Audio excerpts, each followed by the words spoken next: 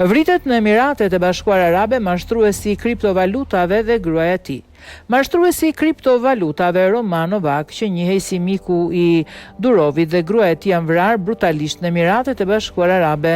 Sipas mediave të huaja, Novak dhe gruaja e tij Ana u raportuan të zhdukur nga të afërmit në fillim të tetorit pasi nuk mundën të kontaktonin me ta për ditë të tëra. Dyshja u rrëmbye nga të dyshuarit, cilët dyshohet se kërkuan para për lirimin e tyre, por i vranë në Emiratet e Bashkuara Arabe, kur nuk arritën të merrnin shumën që dëshironin. Autoritetet ruse kanë hapur çështje penale për vrasjet, ndërsa lidhur me rastin janë arrestuar 7 persona. Romanova ka qenë vazhdimisht në vëmendjen e oficerëve të zbatimit të ligjit. Ai u akuzua për vjedhjen e më shumë se $500 milion, të cilat dyshohet se i mori nga disa investitorë për zhvillimin e biznesit. Novak e prezantoi veten asaj kohë si antar i bordit të drejtorëve të Telegram.